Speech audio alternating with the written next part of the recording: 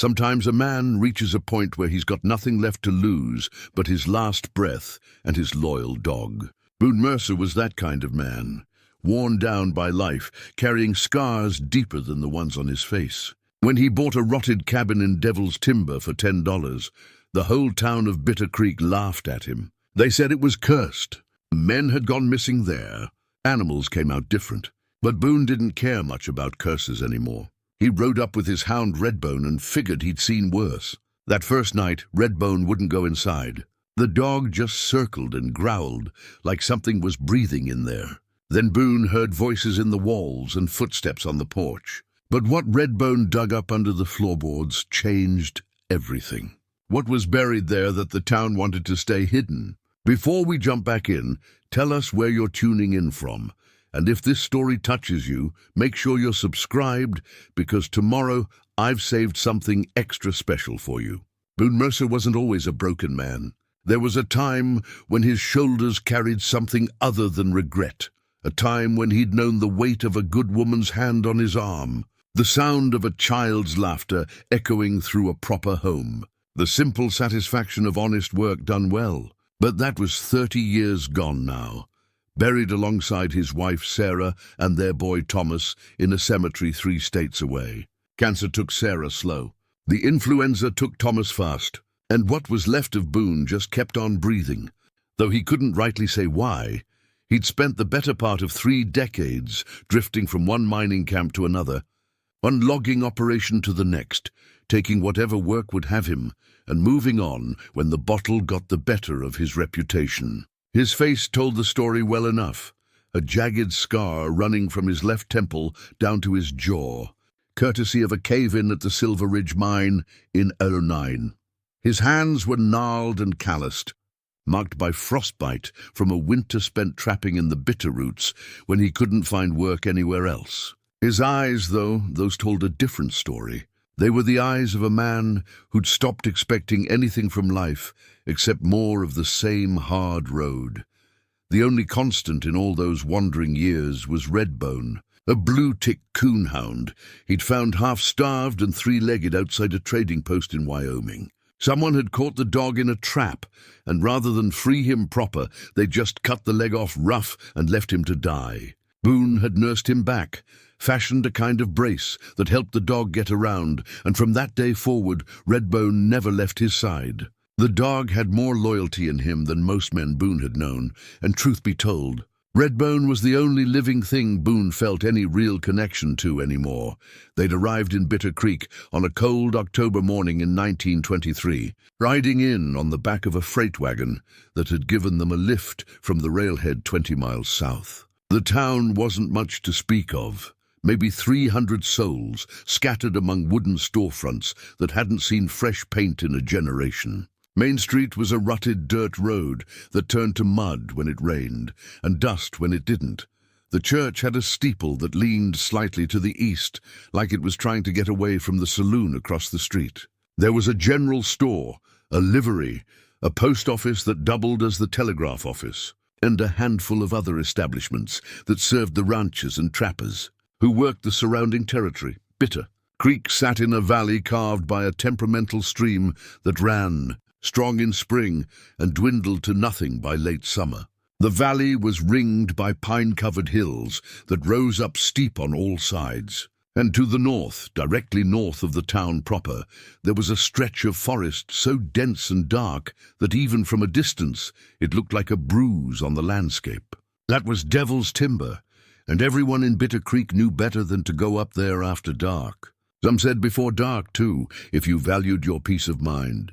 Boone didn't care much about local superstitions. He'd seen real horrors in his life, the kind that didn't need ghost stories to make them frightening. He'd watched his wife waste away over 2 years, her body betraying her inch by inch until there was nothing left but pain and mercy. He'd held his boy's fevered body through a night that stretched into eternity, feeling the life drain out of him with each shallow breath. After that, what was a haunted forest to him? He'd come to Bitter Creek because he'd heard there was work at the sawmill, and because his money had run down to nothing and winter was coming on. But when he'd walked into the mill office, the foreman, a thick-necked man named Cutler with tobacco-stained teeth, had taken one look at him and shaken his head. "Too old," Cutler had said, not unkindly. "We need men who can work a full shift without their backs giving out. Try the ranches south of here. They might take you on for winter feeding." Boone had nodded and walked out, Redbone limping along beside him. He'd stood on the mill office porch for a long moment, looking out at the town, at the mountains beyond, feeling the familiar weight of failure settling over him like a heavy coat. He was 53 years old, broke, too old for hard labor and too proud to beg. The thought had crossed his mind more than once over the years that maybe it would be easier to just walk out into the wilderness and let nature take its course. But every time that darkness crept in, Redbone would nudge his hand or look up at him with those faithful brown eyes, and Boone would push the thought away. The dog deserved better than that.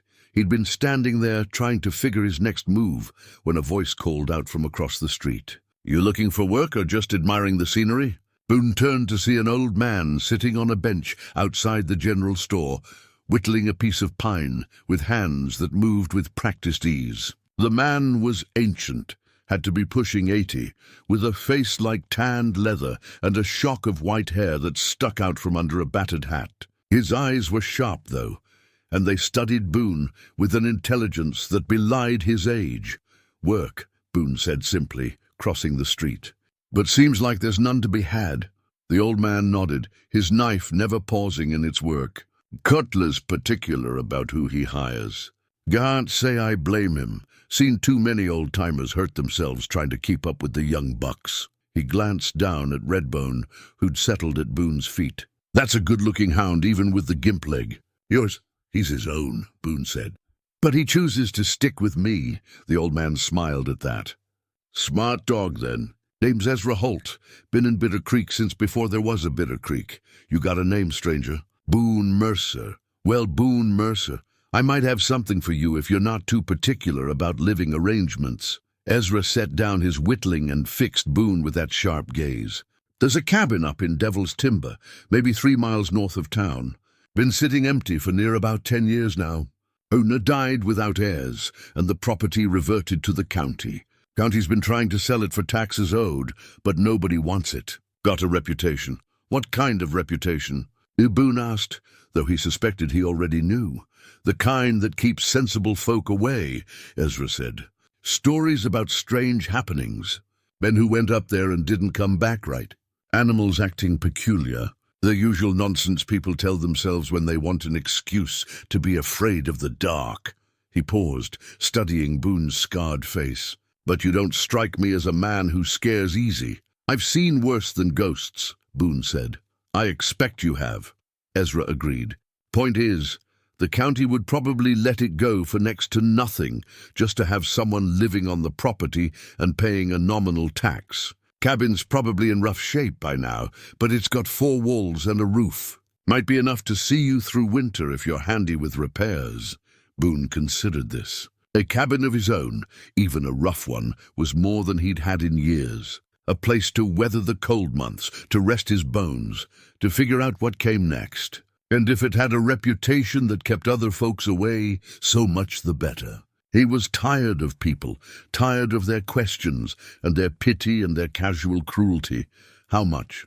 he asked. Ezra shrugged. "County clerk's a man named Thaddeus Crane, tight with $1 but practical. Tell him I sent you. Tell him you'll take the Devil's Timber place off their hands for whatever they'll accept. My guess, $10, maybe $20 would do it." Boone had exactly $18.35 to his name. "I'll talk to him," he said. "Good," Ezra said, picking up his whittling again. "Word of advice, though. People in this town don't much care for that property. They'll think you're a fool for taking it. Don't let them rattle you. Most of what passes for truth around here is just old gossip that's been repeated so many times, folks have forgotten it started as a lie." Boone nodded his thanks and headed toward the county office, Redbone trailing behind. He found Thaddeus Crane, exactly where Ezra said he'd be, a narrow-shouldered man with spectacles and ink-stained fingers, hunched over a ledger book in a cramped office that smelled of paper and dust. When Boone explained his interest in the Devil's Timber property, Crane's eyebrows rose nearly to his hairline. "That place?" Crane said, his voice thin and reedy. "You're serious?" "I am."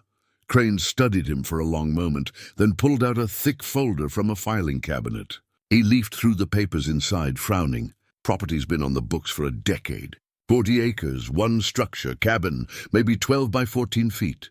Last assessment valued it at $75, but that was before it sat empty for so long. Current tax obligation is $12.50. He looked up at Boone over his spectacles. "You give me $10, I'll sign the deed over to you today.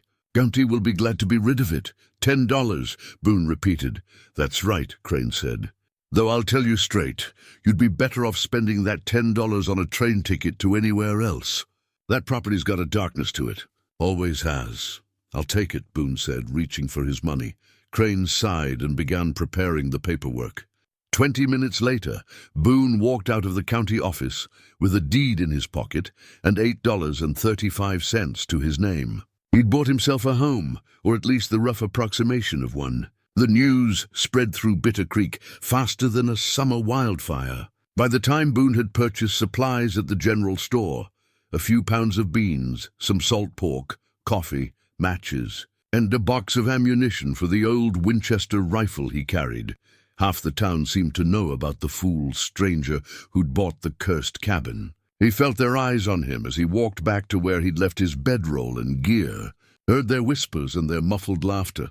Let them laugh, he thought.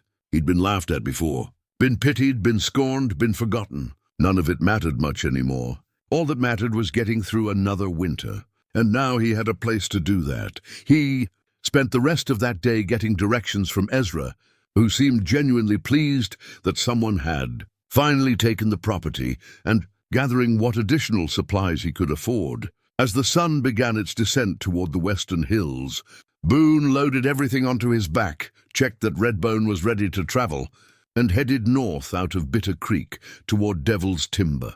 The road, if you could call it that, quickly deteriorated into a rough track that wound uphill through increasingly dense forest. The pines grew thick on either side, their branches interlocking overhead to create a perpetual twilight even in late afternoon. The air grew cooler as he climbed, and quieter too.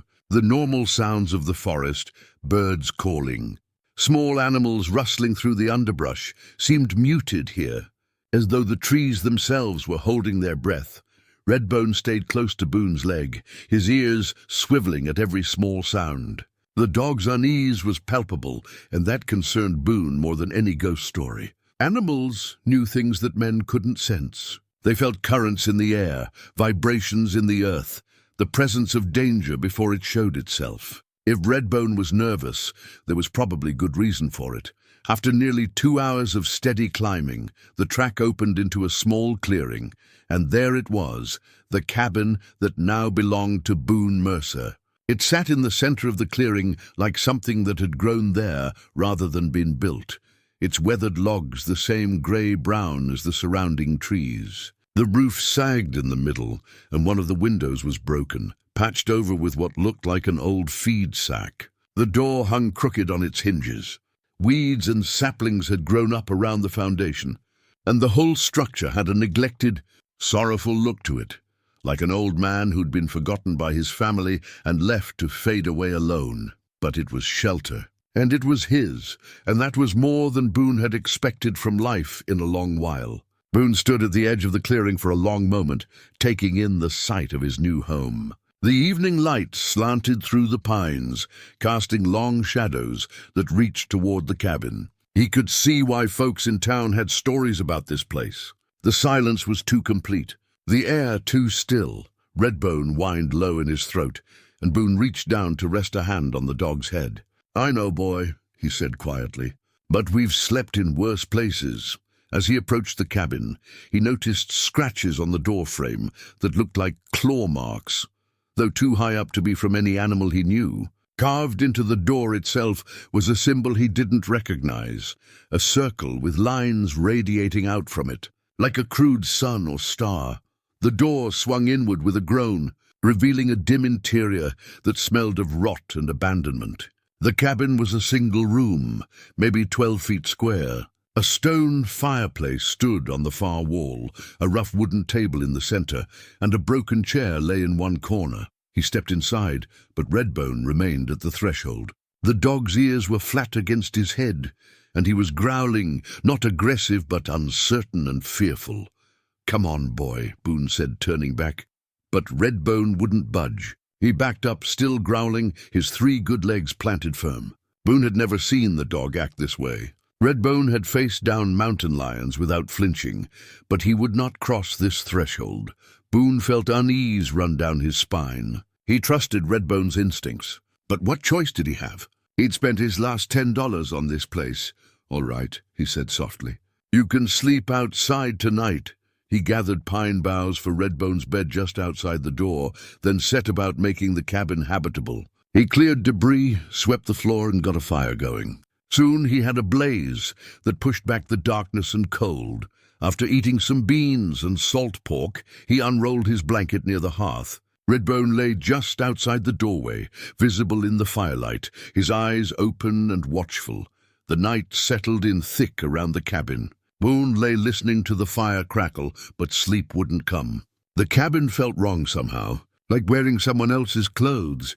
Then he heard it, a voice, faint, muffled, like someone speaking from another room.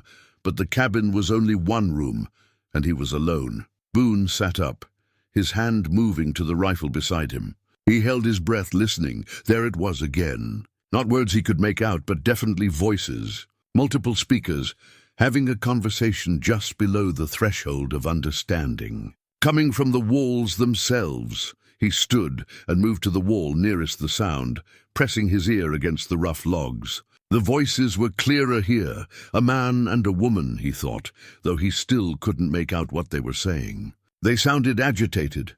Boone wasn't given to flights of fancy, and he didn't believe in haunts or spirits. But he'd heard what he'd heard. He checked the other walls methodically. The voices seemed to shift with him, always just at the edge of hearing. Outside, Redbone was on his feet, growling at the cabin itself. Old buildings made sounds, Boone told himself. Wood contracted at night. There were logical explanations. But that didn't explain why Redbone wouldn't come inside. He added more wood to the fire and settled back down. The voices had faded. He closed his eyes, willing himself to sleep.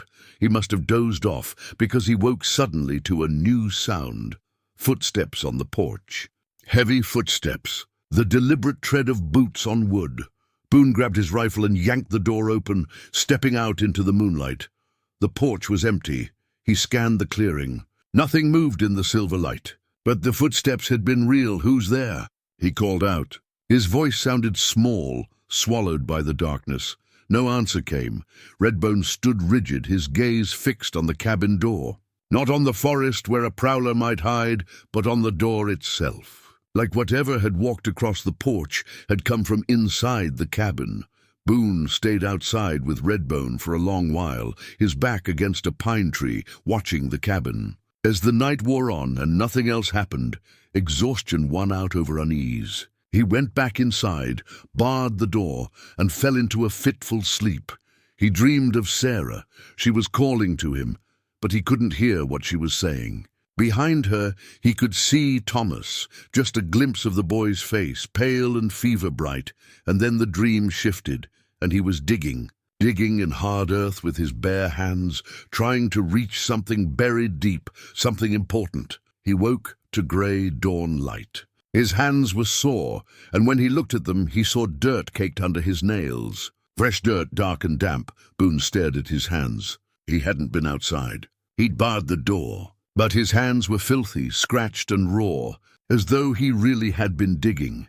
When he looked down at the floorboards, he saw fresh scratches in the wood, deep gouges that formed a rough circle about 3 feet across. Right in front of the fireplace, and Redbone, still outside, was digging furiously at the base of the cabin wall, directly below where Boone had been sleeping.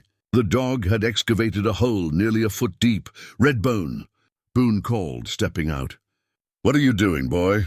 The dog didn't stop. He dug with singular focus, his whole body trembling. Boone knelt beside him, putting a hand on his back. Easy, boy. Redbone finally stopped, panting hard, and looked up at Boone. Then he looked back down at the hole and whined, a high, keening sound.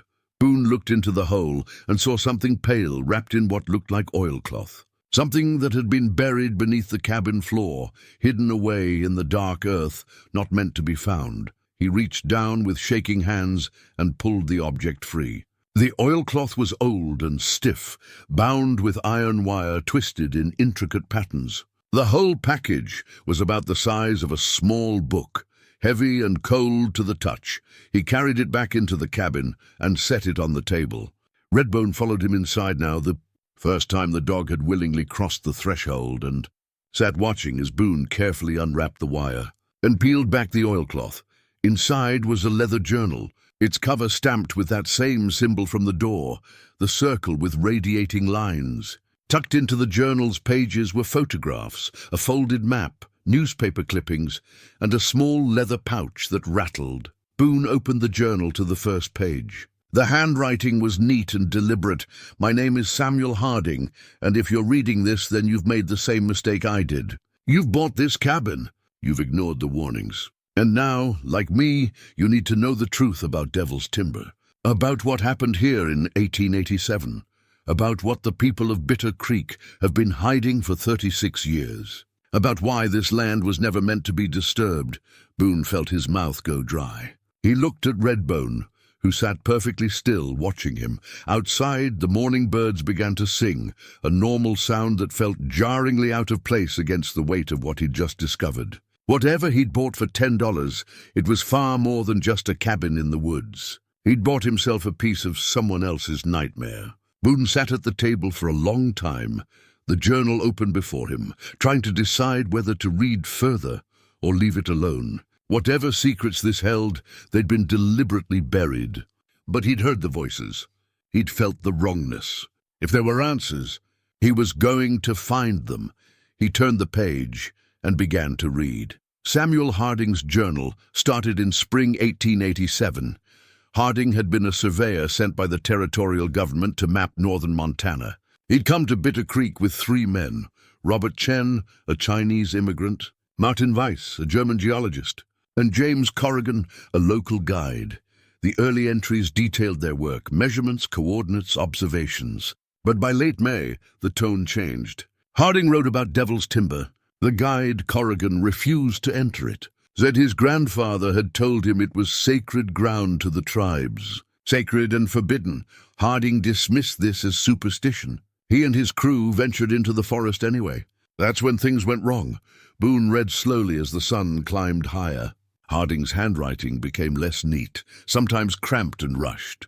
They'd found a clearing with stones, arranged in unnatural patterns, symbols carved into trees, the same radiating circle on the journal's cover and the cabin's door. Evidence of old excavations, pits dug deep and filled back in. Against Corrigan's warnings, they'd begun to dig. What they found was a stone chamber, 8 feet deep, lined with fitted rocks. Inside were human bones, dozens of them, arranged in a pattern Harding couldn't decipher. And in the center was a metal box, covered in those radiating symbols. They'd opened the box. Boone paused, a chill running through him. Redbone lifted his head and whined softly. Harding's journal became fragmented after that. Strange things began happening. Chen claimed something followed him. Weiss developed terrible headaches and heard voices. Corrigan disappeared one night. They found his boots and coat but never found him. Harding and the others tried to leave, but every path led them back to the clearing, to the chamber they'd opened. The forest kept them there. Then Chen died in the night, his face frozen in terror. After that, Harding and Weiss decided to undo what they'd done. They sealed the chamber, placed warnings, marked the trees, and they took the metal box out of the forest, but the box couldn't be destroyed. They tried fire, hammers, water. Nothing worked. The voices grew louder. The dreams grew worse. Finally, Weiss proposed building a cabin over one of the excavation sites and burying the box beneath it. They would bind it with iron and wrap it in oilcloth. Mark the cabin with inverted symbols as a warning. It worked, or seemed to. The voices stopped. Weiss went back east. Harding stayed on, standing guard over what they'd found and couldn't destroy. The journal ended in summer 1888. The last entry was 3 sentences. I hear them coming up from below. I should have known the cabin wouldn't hold it forever. Tell whoever finds this, don't dig. Don't ever dig. Boone closed the journal and sat back. The box, that's what had been buried beneath the cabin. The thing that had killed Harding's crew, and Redbone had dug it up. He looked around with new eyes. The scratches on the doorframe, the symbol on the door, the floorboards. It all made terrible sense. Harding had built this place as a prison, not a home. And Boone had bought it for $10 and undone everything Harding died trying to protect. He walked to where Redbone had been digging. In daylight, he could see the edge of a stone-lined chamber beneath the foundation logs, exactly like Harding had described. His dirty hands from the dream began to make sense. Whatever was buried here had been calling to him, compelling him to dig even in his sleep. He looked at the newspaper clippings tucked in the journal and spread them on the table. Survey crew disappears in Montana Territory. Lone surveyor found dead in remote cabin. Articles about people who'd tried to claim the property. A trapper in 1903 who fled and drowned himself. A prospector in 1911 found wandering, his mind gone. A family in 1914 whose youngest child disappeared, never found. The pattern was clear. This land took people, changed them, broke them, or swallowed them whole. Boone should run. Pack up, take Redbone, and get far from Devil's Timber. But where would he go? He had $8 and winter coming. He was too old to find work. This cabin, cursed or not, was his only shelter. Besides, he'd spent 30 years running from his grief, and it had gotten him nowhere. Maybe it was time to stand his ground, even if that something was beyond his understanding. He gathered the journal and clippings back into the oilcloth. Then he took the package outside and found a sturdy tree at the clearing's edge. Using his knife, he carved a notch in the bark and wedged the package inside, covering it with moss. If something happened to him, at least the next person would have a chance to find the truth. Redbone watched him work, his tail wagging now that they were outside. The morning was bright and clear. In daylight, it was hard to believe what he'd read. But Boone knew better now. He knew what lay beneath. He spent the rest of the day making repairs, fixing the window, tightening hinges, patching walls. Work had always been his refuge. He tried not to think about what would happen when night fell again, or whether he'd wake with dirty hands and fresh scratches, called by something buried deep to dig it free. That second night in the cabin was worse than the first. Much worse. Boone had prepared himself as best he could. He'd reinforced the door, built up the fire until it roared, positioned his rifle within reach. Redbone lay beside him, the dog's warmth a comfort as darkness settled over Devil's Timber, but preparation meant nothing against what came. The voices started just after sunset, louder this time, clearer, not muffled whispers, but distinct words in a language Boone didn't recognize. They came from beneath the floor, rising up through the boards. And with them came a smell, earth and rot, and something ancient that made his stomach turn. Redbone growled, staring at the floorboards near the fireplace where the scratches had appeared before. Boone stood, rifle in hand, watching. The scratches were appearing again, slowly, deliberately, as though invisible fingers dragged across the wood. They formed the same circular pattern, deeper this time. "Stop," Boone said aloud, though his voice sounded foolish even to his own ears. The scratching continued. Then the floorboard at the center began to rise, pushed up from below by something with terrible strength. The nails groaned and squealed. Wood splintered. Boone stepped back, raising the rifle. "I said stop!" The board lifted another inch, then another, until he could see into the darkness beneath. The stone chamber Harding had written about. And in that darkness, something moved.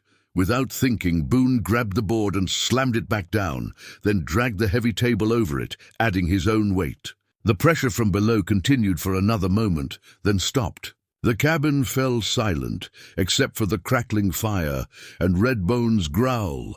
Boone's heart hammered. His hands shook. This was wrong, in a way that violated every natural law he understood. He stayed on the table for an hour until his legs cramped. Finally, when nothing else happened, he climbed down and checked the board. It was back in place, the nails somehow driven back into their holes. But the scratches remained and the smell lingered. Sleep was impossible. Boone sat with his back against the wall, rifle across his lap, and waited for dawn. Redbone pressed against his side.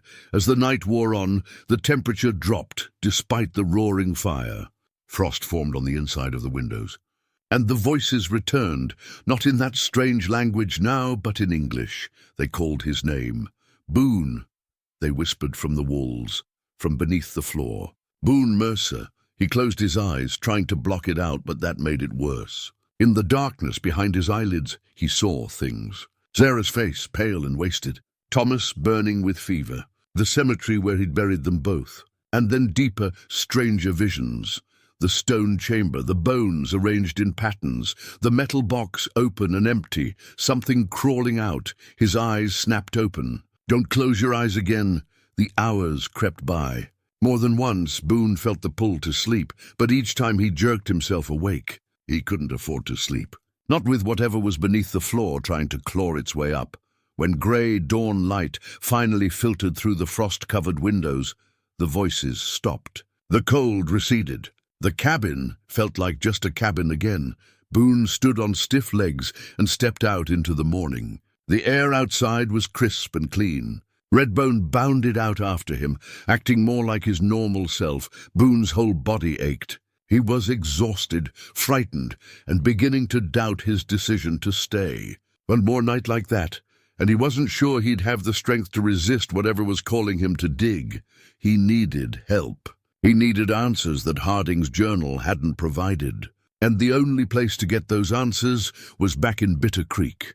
He left Redbone at the cabin and started the long walk down the mountain. His mind turned over everything he'd learned. The survey crew in 1887, the stone chamber and the metal box, the deaths and disappearances. But there were gaps. What had been in the box? What had the bones been meant to seal away?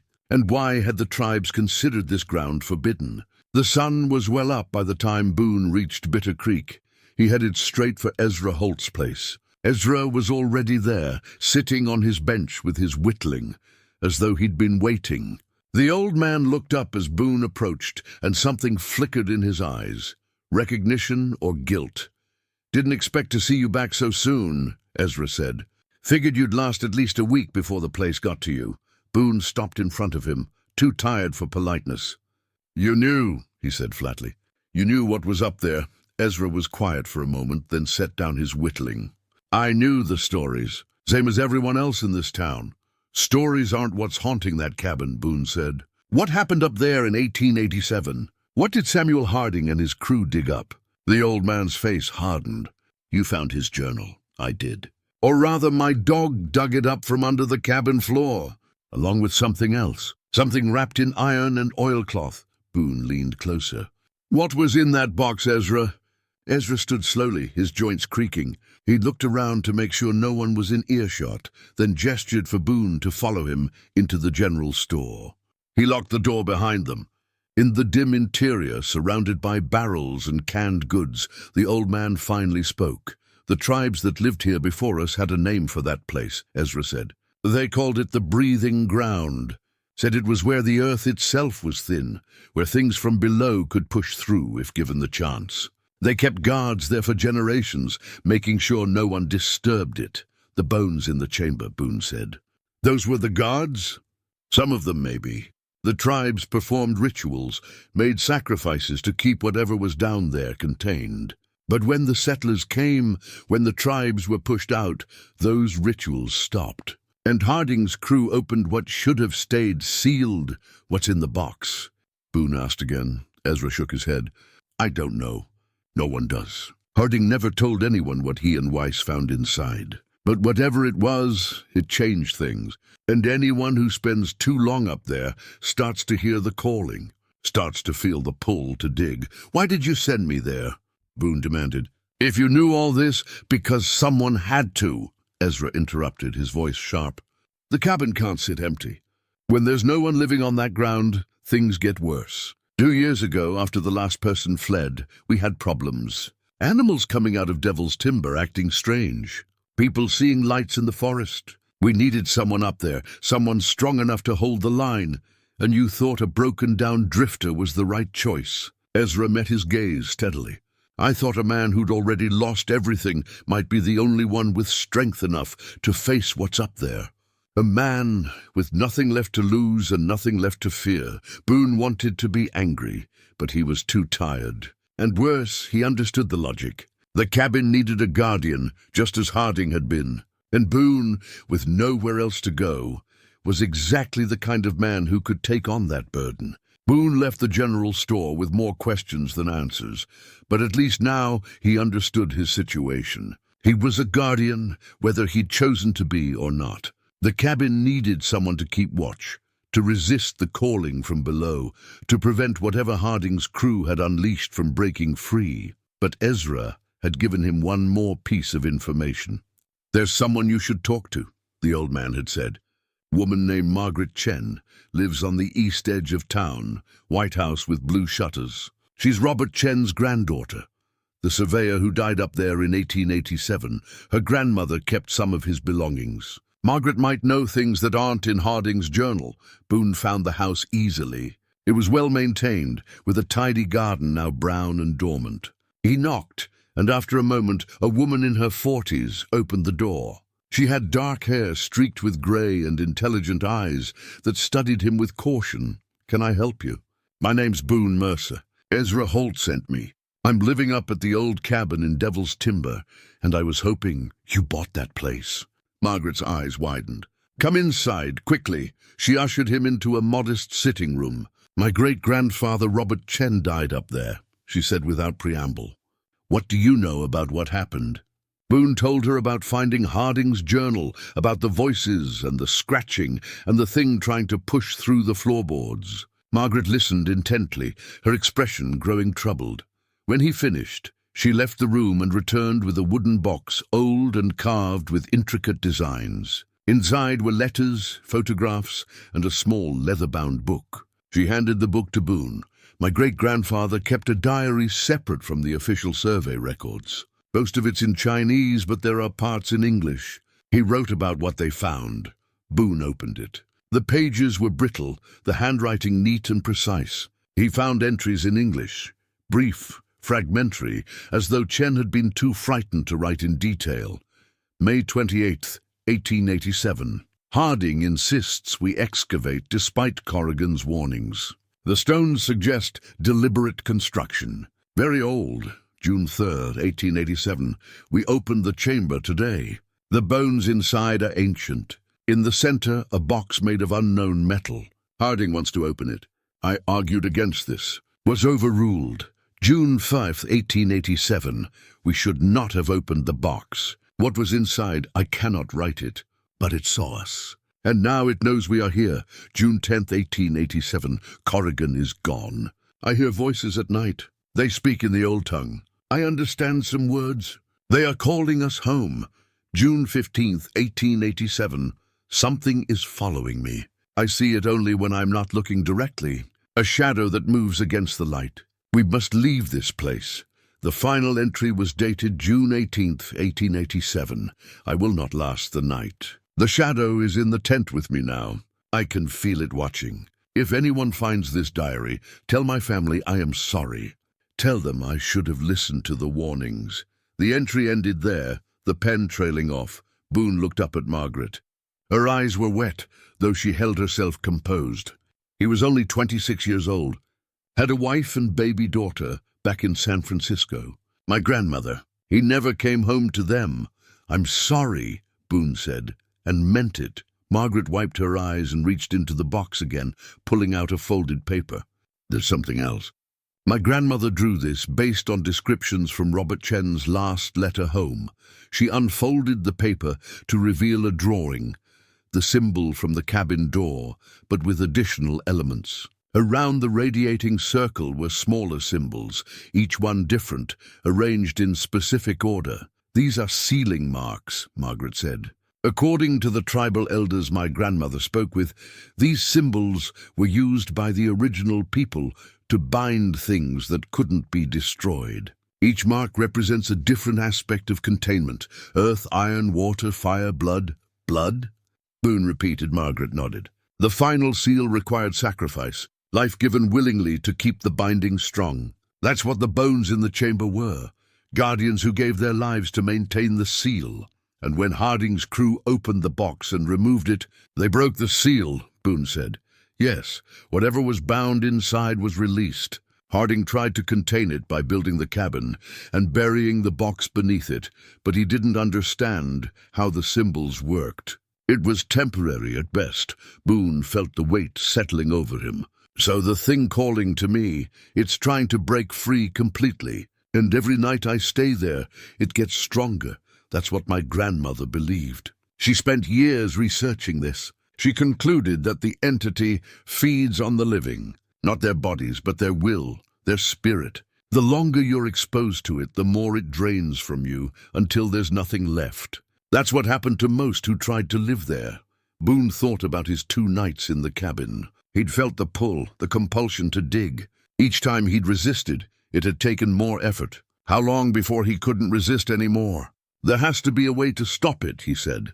A way to seal it properly, like before. Margaret hesitated, then pulled out another paper covered in careful notes. She believed there was. The original seal required multiple elements working together. The chamber, properly constructed and consecrated. The box, placed at the exact center. The sealing marks, drawn in specific order. And the sacrifice, life given to power the binding. So I'd need to rebuild what was destroyed, Boone said. More than that. You'd need to understand the ritual, speak the words of binding, make the sacrifice. My grandmother didn't know all the details. Much of the tribal knowledge was lost. But she believed it was possible if someone had the courage and will to do it. Boone looked at the papers spread across the table. His whole life he'd been running. But here was something he could stand against. Will you help me? He asked. I don't understand these symbols or the ritual, but I'm willing to try if you'll teach me what you know. Margaret studied him for a long moment. Why not just leave? You don't owe this town anything. You could walk away right now. Because I'm tired of running, Boone said simply. I've been running for 30 years, and it hasn't brought me anything but more emptiness. Maybe this is why I came here. Maybe this is the thing I'm supposed to stand against. Margaret's expression softened. She gathered the papers and placed them back in the box. All right, I'll help you, but you need to understand what you're proposing is dangerous. The ritual requires you to confront the entity directly, and it requires sacrifice. I don't know if that means your life or something else, but it will cost you something precious. I understand, Boone said. He'd already lost everything that mattered to him. Margaret handed him the box. Take these. Study them. Learn the symbols and their meanings. I'll come up to the cabin in a few days with more supplies and whatever additional information I can gather. But Boone, don't attempt the ritual alone. Wait for me. Promise me that. I promise, he said. He left Margaret Chen's house with the wooden box under his arm and a new sense of purpose. The walk back up to Devil's Timber seemed shorter, his steps surer. Redbone greeted him enthusiastically, and together they went back into the cabin. The space felt different now. He wasn't just a victim or a guardian, he was going to be a warrior.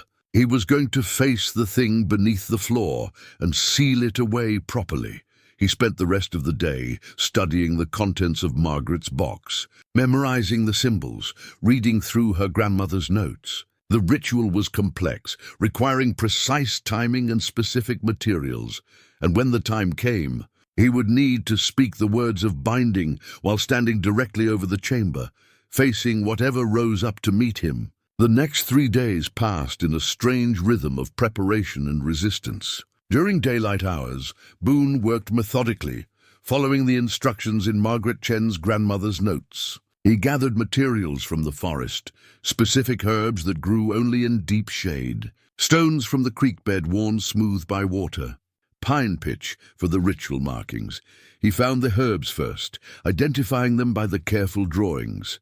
Bloodroot with its red sap, wild sage in scattered patches, and ghost flower, a pale, almost translucent bloom that grew only where something had died. Boone found these near an old elk skeleton, their delicate petals almost invisible against the forest floor. Redbone accompanied him on these trips, staying close but alert. The dog didn't range far, didn't chase squirrels. He kept Boone in sight at all times, as though standing guard. The stones were easier. 7 smooth river rocks, each the size of his palm. According to the notes, these would mark the boundaries of the ritual space, anchoring the sealing marks in place. The pine pitch required more work. He had to find trees, weeping sap, score them carefully, then heat the pitch until it reached the right consistency. It took several attempts, but by the 3rd day he had a small pot ready to use. During the day the work kept his mind occupied. But the nights were getting harder. Each evening as shadows lengthened, Boone felt the change. The temperature would drop despite the fire. The air would grow thick and heavy, and the voices would start.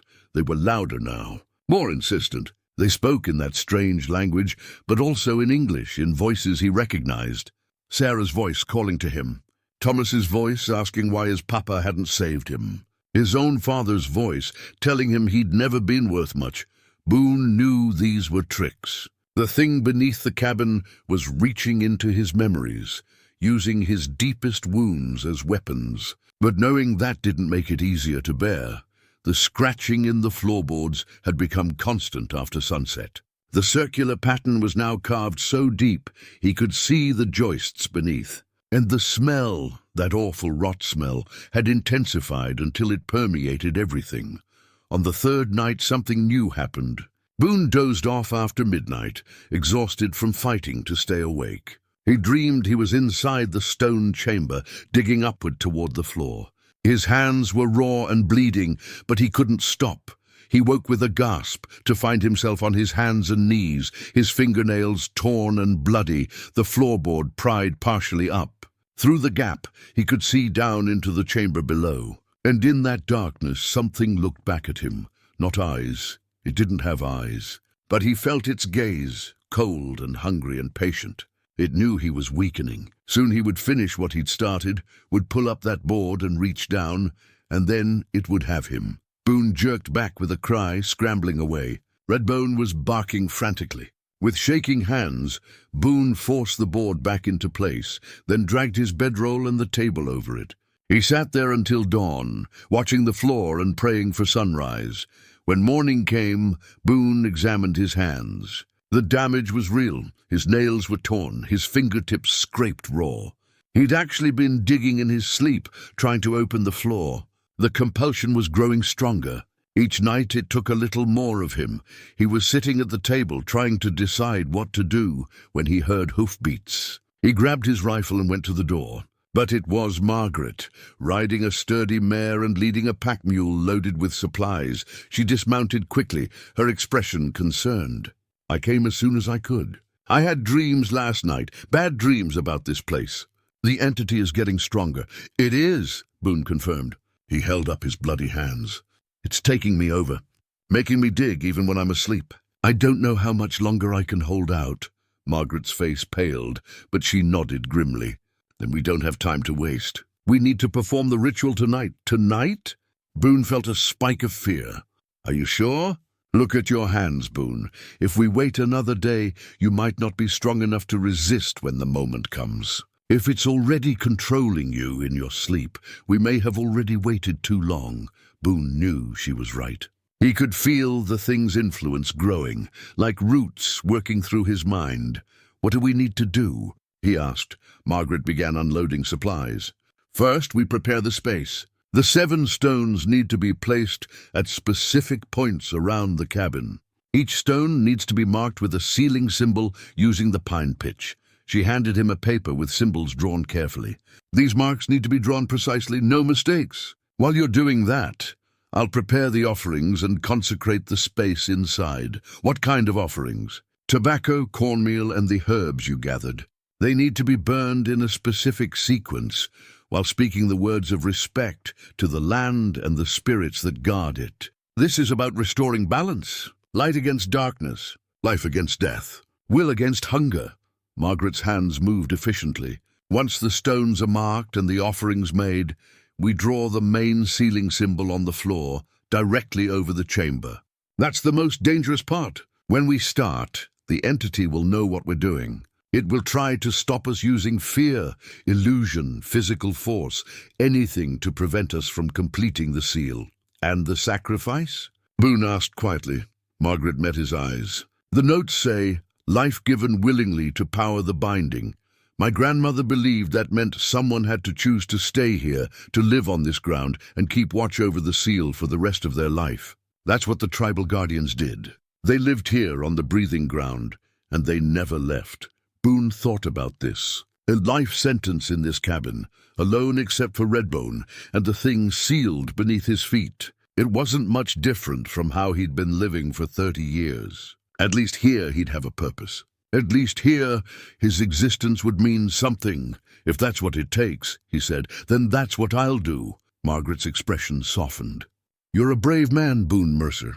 I'm not brave, Boone said. I just don't have anywhere else to go. They worked through the afternoon.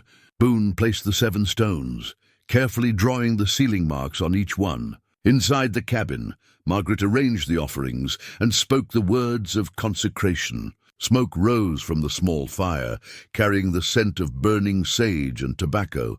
As the sun began to set, they made their final preparations. Margaret drew the main sealing symbol on the floor in chalk. It was large and complex, covering most of the space in front of the fireplace. At its center was the loose floorboard. When night falls, Margaret said, we'll begin the ritual. We'll light the offerings, speak the binding words, and then you'll need to remove that floorboard and face what's beneath. The entity needs to hear the binding spoken directly, face to face. That's when it will be most dangerous. Boone looked at the symbol on the floor, at the floorboard at its center, and felt fear coil in his stomach. But he also felt determination. For 30 years, he'd been running from death, from loss, from pain. Now he was going to stand and face something that embodied all those fears. And maybe in doing so, he'd finally find a way to live with them. As the sun dipped below the western ridge and darkness claimed Devil's Timber, Margaret and Boone stood in the cabin, facing each other across the chalked symbol on the floor. The 7 stones outside had been marked and placed. The offerings had been prepared. Everything was ready. Margaret lit the tobacco first, speaking words in the old language that Boone didn't understand, but could feel the weight of. The smoke curled up toward the rafters, and the temperature in the cabin immediately dropped. The entity knew what they were doing. Stay focused, Margaret said, her voice steady, despite the fear in her eyes. No matter what you see or hear, keep speaking the binding words. Don't stop until the ritual is complete. Boone nodded, though his mouth had gone dry. He could already hear the voices starting in the walls, angrier, more desperate. Margaret lit the cornmeal next, adding it to the fire. Then the sage, the bloodroot, the ghost flower. Each offering sent up its own distinctive smoke, and with each one, the pressure in the cabin increased. It felt like being underwater. The floorboards began to shake, not just the loose one at the center of the symbol, but all of them, rattling and groaning, as though the entire cabin were being lifted and dropped by invisible hands. Now, Margaret said, speak the words. Boone pulled out the paper where he'd written the binding phrase phonetically. His hands shook as he began to read. Taku wakan kin he oyate. The moment the words left his mouth, the loose floorboard exploded upward, slamming into the ceiling with such force that it splintered. The hole it left behind was completely dark, darker than any natural darkness should be. And from that darkness came a sound, a low, resonant hum that Boone felt in his bones. Keep going, Margaret shouted over the noise. Don't stop! Boone continued reading, stumbling over the unfamiliar words, but pushing through. With each phrase, the darkness in the hole seemed to boil and writhe, and then it began to take shape. What emerged from the hole wasn't anything Boone could have imagined. It was shadow given form, but wrong. Angles that shouldn't exist, movements that defied logic. It rose up through the opening like smoke, but denser, more solid. And as it rose, it brought with it the smell of decay and ancient earth. Boone forced himself to keep reading, even as his mind recoiled. The entity turned its attention to him, and he felt the full weight of its hatred. It had been sealed away for centuries. It had been trapped in the darkness beneath the earth, held by tribal magic and sacrifice. And Harding's crew had freed it, had given it a taste of the surface world again. For 36 years, it had been trying to break free completely. And now Boone was trying to seal it away again. The entity showed him things, visions of what would happen if he continued.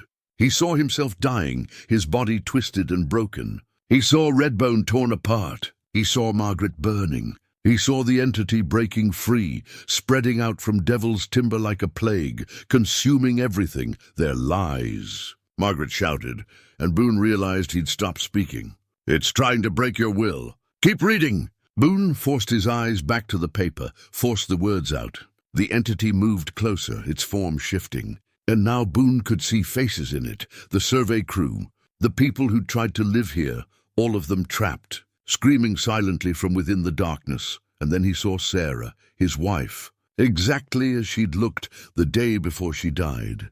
Thin and pale, but smiling at him with love in her eyes. She reached out to him from within the entity's form. "Boone," she said in Sarah's voice, perfect and heartbreaking. "Stop this, come to me. It doesn't have to hurt anymore. We can be together again. You and me and Thomas. We can be a family again," Boone's voice caught. His eyes filled with tears. God, how he wanted that to be true. "It's not her," Margaret cried. "Boone, it's not her." "Keep reading!" But Boone couldn't look away. Sarah was crying now, reaching for him with desperate hands. "Please," she begged. "Please, Boone, I've been waiting so long. Don't leave me in the dark again. I need you." Boone's hand holding the paper dropped to his side. He took a step toward the entity, toward Sarah, toward the promise of ending 30 years of grief and loneliness. And then Redbone bit him. The dog had been outside, but somehow he'd gotten in. And now he clamped his jaws around Boone's calf, hard enough to break skin, hard enough to send a sharp spike of pain through the haze of illusion. Boone gasped and stumbled back. The pain broke the entity's hold on him, and he could suddenly see clearly again. The thing wearing Sarah's face wasn't Sarah at all. It was a mockery, a puppet made of shadow and hunger. "Thank you." "Boy!" Boone whispered to Redbone, who released his leg and stood between him and the entity. Growling, Boone raised the paper again and continued reading, his voice stronger now, more certain. The entity shrieked, an awful sound that seemed to come from everywhere and nowhere, and lunged toward him. Margaret stepped forward, throwing something into the fire. The flames roared up, blazing white-hot, and the entity recoiled. "Finish it!" she shouted. "Speak the final binding." Boone read the last phrases, the words that would seal the entity back into the chamber. As he spoke, the chalked symbol on the floor began to glow, not with light exactly, but with something else, some force that pushed back against the darkness. The entity fought, thrashing and writhing, trying to reach Boone, trying to silence him before he could finish. But Margaret kept feeding the fire, and Redbone stood his ground, and Boone kept speaking until the very last word left his lips. The moment he finished, the symbol flared bright, and the entity was pulled back, violently, yanked down into the hole as though by invisible chains. It screamed again, a sound of rage and defeat, and then it was gone, sucked back into the darkness beneath. The floorboard that had been blown to splinters suddenly reformed, the pieces flying back together and settling into place as though they'd never been broken. The symbol on the floor pulsed once more, then faded, leaving only faint chalk marks. The pressure in the cabin released, and Boone could breathe again. He staggered and nearly fell. Margaret caught his arm, steadying him. "You did it," she said, her voice shaking with relief. "Boone, you did it. The binding is complete." Boone looked at the floor, at where the hole had been. It was solid again, marked only by the ritual symbol. "Is it really sealed?" he asked. Margaret nodded. "The seal is restored. As long as the symbol remains intact and someone stays here to guard it, the entity can't break free again. As long as someone stays here." Boone repeated.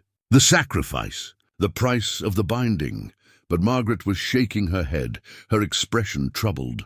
"There's something I need to tell you," she said.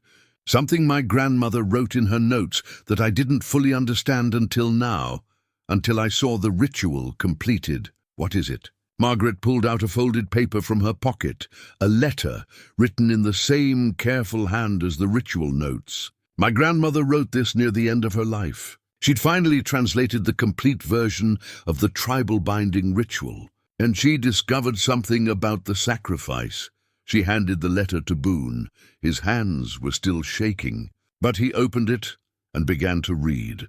The letter explained that the original guardians, the ones whose bones had been in the chamber, hadn't just lived on the breathing ground. They had been changed by it, transformed by the ritual itself. The sacrifice wasn't just giving up their freedom, it was giving up their humanity. Slowly, over years or decades, the guardians became something else. Something that could withstand the entity's influence, that could keep watch without succumbing to the calling. But that transformation came at a cost. They lost their memories, their sense of self. They became more spirit than flesh, bound to the land itself, unable to die, but unable to truly live. Boone looked up from the letter, his blood running cold. "Are you saying—" "I'm saying that by completing the ritual and accepting the role of guardian, you've started the process," Margaret said, her voice heavy with guilt. "Over time, maybe years, maybe decades, you'll change. You'll forget who you were. You'll become like them, like the guardians who came before. You'll become part of the breathing ground itself." Boone stared at her, trying to process this. He'd thought he was sacrificing his freedom, his chance at a normal life. He hadn't realized he was sacrificing his very self, his identity, everything that made him Boone Mercer. "Why didn't you tell me this before?" he asked, though there was no anger in his voice, only a deep, weary sadness. "Because I didn't fully understand it myself," Margaret said, tears in her eyes. "And because I was afraid that if you knew, you wouldn't complete the ritual. And then the entity would have broken free, and everything would have been lost." Boone looked at the sealed floor, at the faint chalk marks. The entity was contained. The danger was past. The town of Bitter Creek was safe, and all it had cost was one broken-down old drifter named Boone Mercer, who nobody would miss and nobody would remember. He should be angry. He should feel betrayed. But instead he felt something else, a strange sort of peace. Maybe this was what he'd been looking for all along. A way to stop being himself, to stop carrying the weight of his grief and his failures. A way to become something else, something that served a purpose. "How long?" he asked quietly. "How long before I forget who I am?" Margaret shook her head. "I don't know." The notes weren't clear. It could be years. It could be decades. Boone nodded slowly. He walked to the door and looked out at the clearing, at the forest beyond, at the stars just beginning to appear in the darkening sky. Redbone came and sat beside him, and Boone rested his hand on the dog's head. "Then I guess I'd better make the most of whatever time I have left," he said. Margaret stayed at the cabin for 3 days after the ritual, and in that time, Boone learned what it meant to be a guardian of the breathing ground. The changes had already begun, subtle but undeniable. He could feel the land now in ways he couldn't before, the slow pulse of the earth beneath his feet, the whisper of the wind through the pines carrying messages he almost understood. It was like gaining a new sense, one that had always been there, but that he'd been blind to until the ritual opened his eyes. Margaret taught him what she could. The seal needed to be maintained, the chalk marks refreshed monthly, the 7 stones checked and remarked if weather had worn them down, offerings made at the turning of each season. These were practical maintenance, reinforcing the binding that held the entity below. "The seal is strong now," she said on the second morning, as they walked the perimeter checking each stone. "But it will weaken over time. You need to be vigilant. If you let the maintenance lapse, if you leave the breathing ground for too long, cracks will form in the binding." "How long can I leave?" Boone asked. He was thinking of supplies, how he'd get food and ammunition if he couldn't go down to Bitter Creek. "A day, maybe 2 at most," Margaret said. "But the farther you go from the cabin, the weaker you'll feel. The transformation binds you to this place. Eventually you won't be able to leave at all." Boone absorbed this quietly. This small circle of forest, maybe a 1/4 mile in diameter, would be his entire world. "I'll bring you supplies," Margaret said. Once a month I'll make the trip up here. Food, ammunition, whatever you need. You won't starve, Boone. Why would you do that? He asked. Margaret was quiet for a moment. Because my great-grandfather died up here. Because you're doing what should have been done 36 years ago, and you're paying a price that no one should have to pay alone.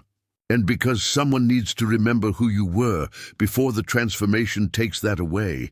Boone felt something catch in his throat. He'd spent so long being alone, being forgotten, that the idea of someone choosing to remember him felt almost painful in its kindness. They worked together over those 3 days, establishing routines and protocols. Margaret showed him how to read the signs of the entity's restlessness, certain types of dreams, changes in temperature, the behavior of animals. She taught him simple versions of the binding words, and she talked to him. She asked about his life before the cabin, about Sarah and Thomas, about the years of drifting. At first Boone was reluctant, but Margaret insisted. The transformation will take your memories eventually, she said. But the longer you hold on to them, the longer you remain yourself. Tell me your stories, Boone. Let me write them down. That way, even after you forget, there will be a record of who Boone Mercer was. So he told her. About meeting Sarah at a church social in Kansas when he was 23, about how she'd laughed at his clumsy attempts at dancing, about their wedding, about Thomas being born on a snowy February morning, about Sarah's illness, the way cancer had eaten away at her over 2 years, about Thomas surviving only 2 more years before influenza took him, and how Boone had stood at his son's grave and realized he had nothing left to live for, but also no courage to die. Margaret wrote it all down in a leather journal, her handwriting careful and clear. When Boone finished, she closed the journal and looked at him with tears in her eyes. You've carried so much grief, she said. Maybe the transformation will be a mercy. Maybe forgetting will finally give you peace. Maybe, Boone said. But he wasn't sure he wanted peace if it meant forgetting Sarah's laugh or Thomas's smile. Even if those memories brought pain, they were his. They were all he had left of the people he'd lost. On the morning of the 4th day, Margaret prepared to leave. She packed her belongings and saddled her mare, while Boone and Redbone watched. I'll be back in a month, she said, mounting up. Sooner if you need me. If something goes wrong, if the seal starts to fail, light a fire on the eastern edge of the clearing, a big one, with green wood to make smoke. Someone in town will see it and come tell me. I'll be all right, Boone said, though he wasn't entirely sure that was true. Margaret looked at him for a long moment, as though trying to memorize his face. You're a good man, Boone Mercer. What you're doing here, standing guard, keeping the world safe from something it doesn't even know exists, that takes real courage, or real stupidity, Boone said with a slight smile. Maybe both, Margaret agreed. But mostly courage. She rode down the track toward Bitter Creek, and Boone watched until she disappeared. Then he turned back to the cabin, to his new life as guardian. The next week passed quietly. Boone fell into a routine, checking the stones each morning, refreshing the offerings, maintaining the cabin, hunting small game. Redbone seemed to understand the boundaries instinctively, never ranging beyond the perimeter marked by the 7 stones. The dog would sit at the edge sometimes, looking out into the forest beyond. The nights were easier now. The voices in the walls had stopped entirely. The cabin felt like just a cabin, old and drafty, but no longer malevolent. Boone slept without nightmares for the first time since arriving, but the transformation was continuing. His sense of time was becoming fluid. Sometimes an hour would pass that felt like minutes, and other times minutes would stretch into what felt like hours. His need for food and water was diminishing. He ate still, but more from habit than hunger. And his thoughts were changing too, becoming less linear, more diffuse. Sometimes he would find himself simply existing, aware of the forest and the earth and the sealed entity below, but not thinking in the way humans thought. It frightened him at first, but as the days passed, he began to accept it. This was his path now. 2 weeks after Margaret left, Boone was checking the northern stone when he felt it, a vibration in the earth, a subtle wrongness that made his newly awakened senses flare with alarm. He knelt and placed his palm flat against the ground. a pulse from below. The entity, testing the seal. He ran back to the cabin and checked the floor. The chalk marks of the binding symbol had faded slightly. Not much, but enough. He mixed new chalk according to Margaret's instructions and carefully redrew the symbol, speaking the binding words as he worked. The vibration stopped. The seal held, but Boone understood now that this would be his life. Constant vigilance, constant maintenance, always watching for signs that the entity was stirring, always ready to reinforce the binding. 3 weeks after Margaret left, Boone woke one morning and couldn't remember Sarah's face. He tried. He closed his eyes and reached for the memory, but it was like grasping at smoke. He knew he'd had a wife named Sarah. He knew he'd loved her. But when he tried to picture her features, there was only a blur, a vague impression of brown hair and kind eyes, but nothing concrete. Panic seized him. He stumbled out of bed and grabbed the journal where Margaret had written down his stories. He flipped to the pages about Sarah and read his own words describing her. The small scar on her chin, the way she hummed when she cooked, the warmth of her hand in his. The words were there, but they felt distant, like a story about someone else's life. He tried to remember Thomas next, and found the same fog.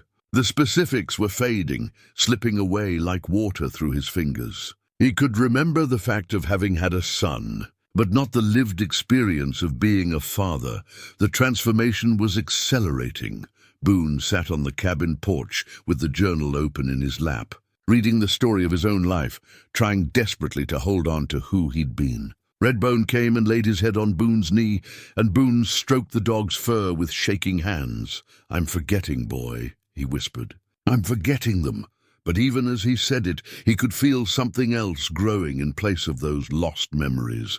An awareness of the forest, of the cycles of growth and decay, of the deep currents of life that flowed through the earth. He could sense every tree in the clearing, could feel the small animals moving through the underbrush, could hear the voice of the wind with clarity that was almost overwhelming. He was becoming something else, something more than human but also less.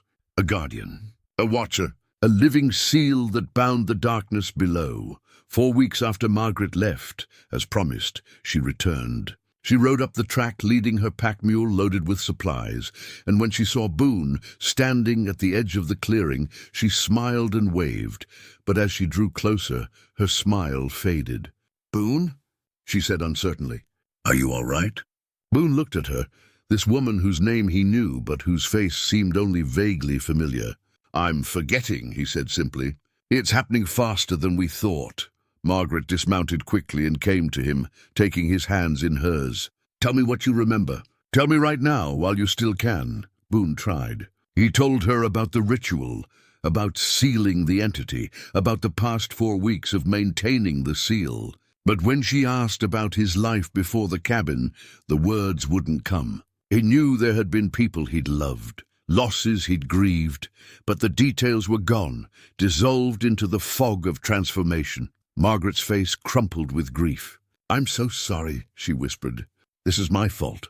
I should have told you the truth before the ritual." "I would have done it anyway," Boone said, and realized it was true. Even knowing the full cost, he would have completed the ritual. Because the alternative, letting the entity break free, was unthinkable. "At least you remember that much," Margaret said, wiping her eyes. But even as she spoke, Boone could feel that memory beginning to fade too. Soon, he wouldn't remember the choice or the reason behind it. He would simply be what the ritual had made him, a guardian, bound to the breathing ground, keeping watch over the sealed darkness below. Margaret unloaded the supplies in silence, her movements heavy with sorrow. She looked at Boone, really looked at him, and saw what he was becoming. His eyes had changed, taking on a quality that was hard to define. Not quite human anymore, but not entirely other either. Something in between. "I'll keep coming," she said finally. "Every month I'll bring supplies. I'll read you your own stories from the journal. I'll remind you of who you were, even if you can't remember it yourself." Boone nodded, though he wasn't sure he understood why that mattered anymore. The man he'd been, Boone Mercer, husband, father, drifter, was fading away. And the guardian he was becoming didn't need stories or memories. It only needed purpose, and that purpose was clear. Keep watch, maintain the seal, prevent the darkness from breaking free. Everything else was already starting to feel like a dream. 6 months passed on the breathing ground, measured not in days, but in the turning of seasons. By the time the first snow fell in early December, Boone Mercer, the man who had bought a cursed cabin for $10, was almost entirely gone. Margaret came faithfully every month. She brought supplies that Boone no longer seemed to need. He ate less and less, showed no signs of weakness, despite what should have been inadequate. She read to him from the journal, telling him stories about his own life. Sometimes his eyes would focus on her, and she thought she saw a flicker of recognition. But mostly, he simply listened with the patient stillness of a stone. The changes were clear now. His movements had become ritualistic. He walked the perimeter with measured pace every morning, checking the 7 stones without needing to think. His speech had grown sparse. He would go days without speaking. And his eyes, once marked by grief, now held something else, a depth, an awareness of things Margaret couldn't perceive. On her December visit, Margaret noticed Redbone limping severely. The old dog moved with obvious pain, his breathing labored. She felt the lumps beneath his skin. Tumors. The dog was dying, Boone, she said. It's Redbone. He's very sick. Boone looked at her, and for a moment she saw a flash of the man he'd been. Then it was gone. I know, he said simply. I can take him to Bitter Creek. There's a veterinarian. No. Boone shook his head. He stays here. This is his home now. 3 weeks later, Margaret found Redbone's body buried at the clearing's edge, marked with a smooth river stone. Boone stood nearby, snow falling around him. I'm sorry, Margaret said. He was a good dog, Boone replied, his voice distant. Better than I deserved. After that, the transformation accelerated. Without Redbone to anchor him to his humanity, Boone became more guardian than man. He stopped sleeping in the cabin, remaining outside regardless of weather. He stopped eating entirely. By March, he barely spoke at all. In April, Margaret arrived to find the clearing empty. No smoke from the cabin. No sign of Boone at any stone. Then she saw him. He stood at the exact center of the clearing, perfectly still. His eyes were closed, and he was covered in morning dew, as though he'd been standing there all night. Boone? Margaret called cautiously. His eyes opened. They had changed. No longer brown, but something that reflected light strangely like deep water. The seal is failing, he said, his voice carrying an odd resonance. The entity is growing stronger. Margaret felt her blood run cold. What? How? The binding was meant to be sustained by multiple guardians, but I am only one. And the entity has had 36 years to study the seal, to probe for weaknesses. It has found them. What do we do? Margaret asked. Boone was silent for a long moment. There is a way, but it requires going back to the beginning, to the source. The stone chamber, Margaret said. Where Harding's crew first opened the box, Boone nodded. The original seal was placed there in the deep earth. If I can reach it, if I can speak the binding words directly to the source, I can reinforce what the ritual began. But it means going down into the darkness. It means confronting the entity in its own domain. Margaret shook her head. No, that's too dangerous. I'm already close to it, Boone interrupted. I feel it constantly pressing against the seal. Every day it grows stronger, and every day I grow weaker in my humanity and stronger in my purpose. Soon I won't be able to resist going down there. Better to go now while I still have some choice. Boone, listen to me, Margaret Chen. You have been kind to me. You have remembered me when I could no longer remember myself. For that I am grateful. He paused, and for just a moment she saw Boone Mercer looking out at her. But this is my purpose now. And I need you to trust that I know what must be done. Margaret's eyes filled with tears. When? Tonight, Boone said. When the moon rises. The entity is strongest in darkness, but so am I now. I'm part of the breathing ground. What can I do? Stay here, Boone said. At the cabin. If the seal holds, if I succeed, the forest will tell you. The birds will return to singing. But if I fail, take the journal and leave Devil's Timber. Warn the people in Bitter Creek. Tell them to evacuate. I won't leave you, Margaret said. You will, Boone replied, iron in his voice now. Because if I fail, There will be nothing left of me to save. And someone needs to survive to tell what happened here. Margaret saw the finality in his expression. This was decided. She spent the rest of the day helping Boone prepare. He gathered the ritual materials, herbs, stones, a knife made of cold iron. He spoke the binding words over and over. And as the sun began to set, painting the clearing in shades of orange and red, he stood before the cabin door and looked at Margaret one final time. "Thank you," he said simply, "for everything." Then he opened the door and went inside.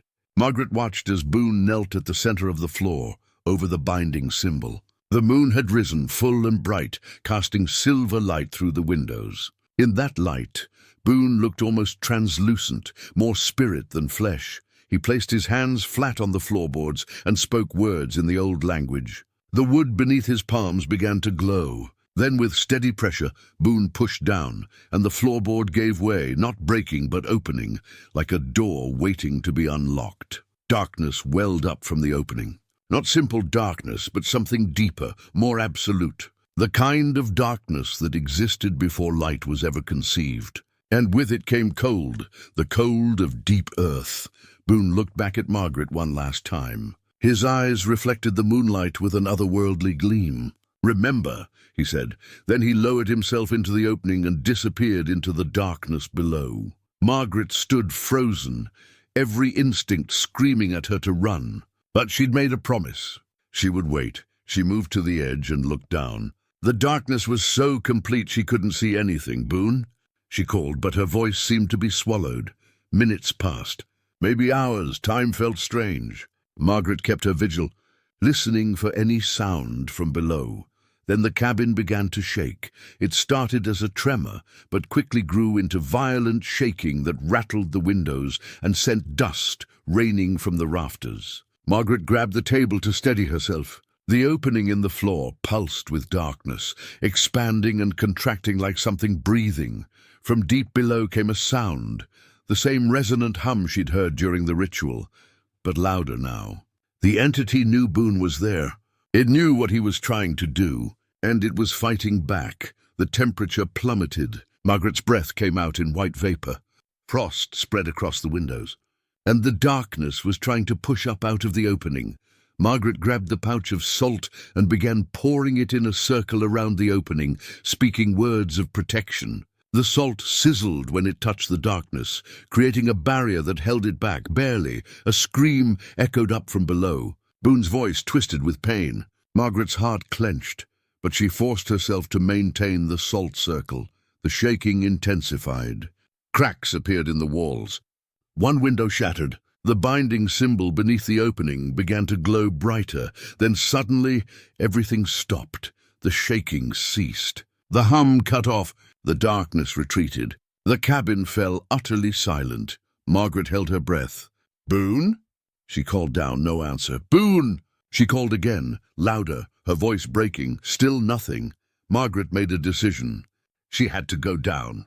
She had to see for herself. She grabbed a lantern, lit it with shaking hands, and lowered herself into the opening. The descent was disorienting. Just a rough tunnel that seemed to shift around her.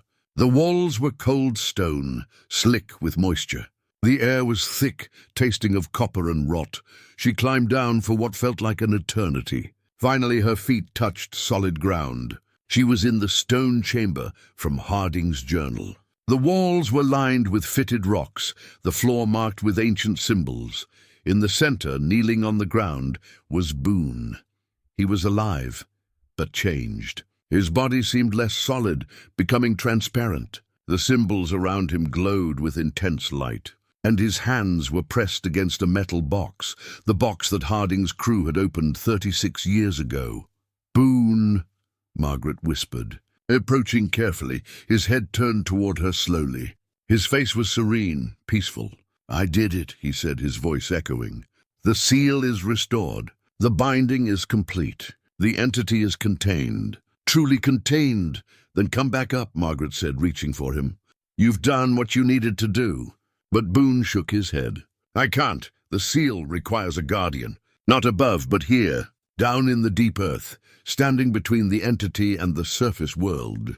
This is where I need to be." "No," Margaret said, tears streaming. "You can't stay down here. You can't." "I'm not Boone anymore," he said gently.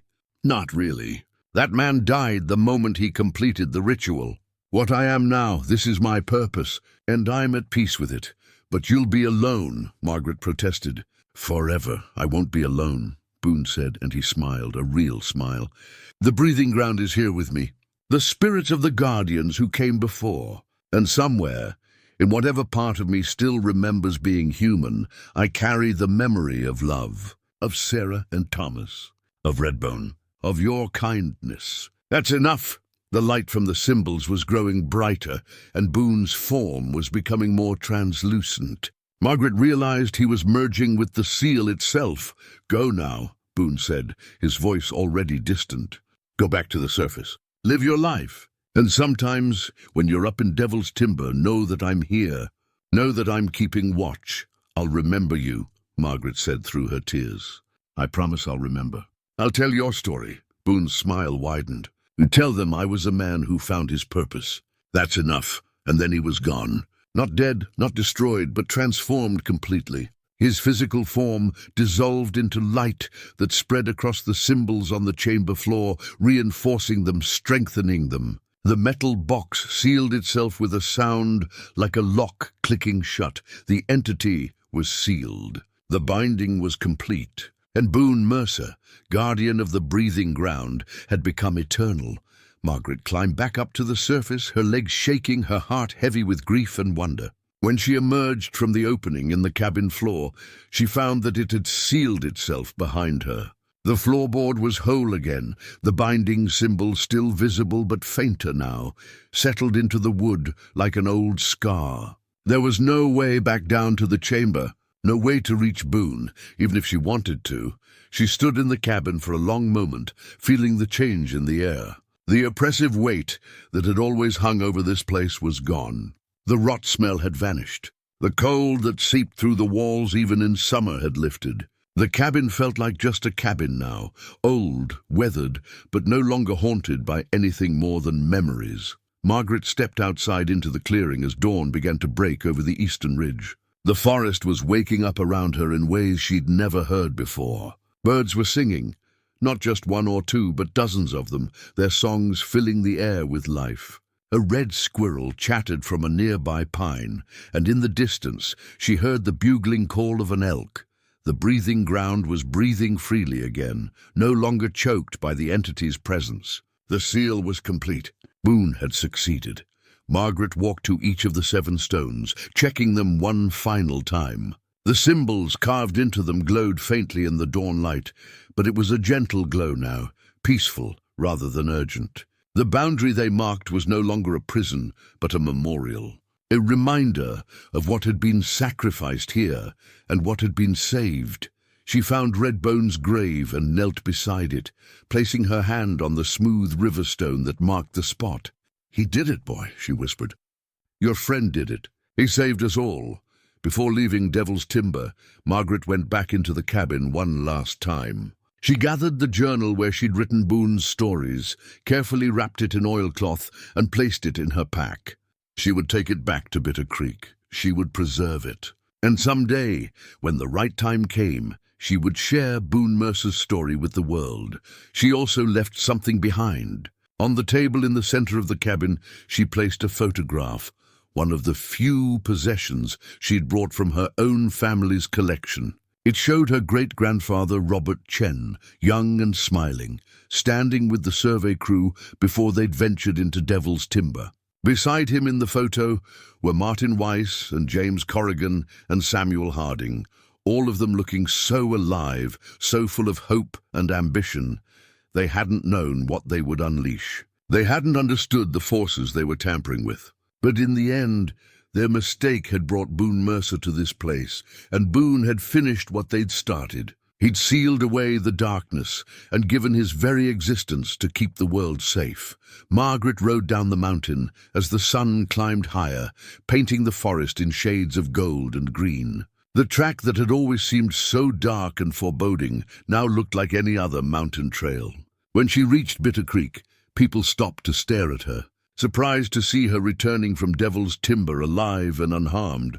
Ezra Holt was sitting on his bench outside the general store, whittling as always. He looked up as Margaret dismounted, and something in his eyes told her he already knew. "The seal holds," he asked quietly. "The seal holds," Margaret confirmed. "Boone Mercer saw to that?" "He became the guardian. The true guardian, down in the deep earth where the entity can never reach him." Ezra nodded slowly, his weathered face thoughtful. "Then the debt is paid. The old wrong is made right, and Bitter Creek can rest easy, knowing that man gave everything to protect us." "Will you tell people?" Margaret asked. "Will you tell them what Boone did?" Ezra was quiet for a moment, his knife moving steadily across the wood in his hands. "I'll tell them what they need to know. That the cursed cabin isn't cursed anymore. That Devil's Timber is safe. That a brave man made a great sacrifice." He paused. "But the details, the entity, the ritual, all of that, I think that's a story for you to tell when the time is right. You knew him. You were there. You're the one who should preserve his memory." Margaret nodded, tears stinging her eyes. "I will, I promise." She kept that promise. For the rest of her life, Margaret Chen made the journey up to Devil's Timber once a month, just as she'd done when Boone was still partly human. She maintained the cabin, kept the clearing clean, tended to Redbone's grave. And she felt Boone's presence there, not as a ghost or a haunting, but as something deeper, a peace that permeated the forest, a watchful awareness that kept the darkness at bay. Years passed. Margaret grew older, her hair turning white, her steps becoming slower. But still, she made the journey because she'd promised to remember. And Margaret Chen always kept her promises. One spring morning, when she was well into her 70s, Margaret made her final trip to Devil's Timber. She knew it would be her last. Her heart was failing, her body worn out by decades of hard living and faithful service. She sat on the cabin porch in the warm sunshine, the journal open in her lap, and read Boone's stories aloud one more time. She told the story of a man who'd lost everything and spent 30 years running from his grief. A man who'd bought a cursed cabin for $10 because he had nothing left to lose. A man who'd discovered that sometimes the greatest courage comes from standing your ground, even when, especially when, the cost is everything you are. When she finished reading, Margaret closed the journal and looked out at the clearing. The 7 stones stood in their places, weathered by time, but still marked with their protective symbols. Birds sang in the trees. The creek bubbled in the distance. And somewhere below, deep in the earth, Boone Mercer kept his eternal watch. "Thank you," Margaret said softly to the forest, to the breathing ground, to the guardian who would never leave his post. "Thank you for your sacrifice. Thank you for your courage. And thank you for letting me be part of your story." A breeze moved through the pines, gentle and warm, carrying with it something that felt almost like an answer, almost like a friend saying goodbye. Margaret Chen died peacefully that afternoon, sitting on the porch of the cabin in Devil's Timber, the journal clutched to her chest. They found her 3 days later when she didn't return to town, and they buried her in the Bitter Creek Cemetery with full honors. But before they laid her to rest, they found a note she'd left, along with instructions. The journal with Boone's stories was to be donated to the County Historical Society, to be preserved and shared, so that future generations would know about the man who'd saved them from a darkness they never knew threatened them. The cabin in Devil's Timber still stands today. No one lives there. The property has been designated as protected land, a historical site maintained by the county. Hikers sometimes venture up the old track to see the place, drawn by the story of Boone Mercer, the mountain man who bought a cursed cabin and became a legend. They find a peaceful clearing, a weathered cabin, 7 stones marked with strange symbols. They find a grave marker for a 3-legged dog named Redbone. And if they're quiet, if they listen carefully to the wind moving through the pines, some say they can feel it, a presence watchful and eternal, standing guard over the breathing ground. The entity sealed beneath the earth will never break free. Not as long as Boone Mercer keeps his vigil, not as long as the binding holds, not as long as love and sacrifice and stubborn courage continue to mean something in this world. and in the deep earth. In the chamber lined with ancient stones and marked with symbols of power, a light continues to glow. It pulses with the rhythm of the forest above, with the turning of seasons and the passage of years. It's neither alive nor dead, neither human nor spirit, but something in between. Something eternal. It is a guardian, a watcher, a man who found his purpose and gave everything to fulfill it. It is Boone Mercer, and he is finally at peace.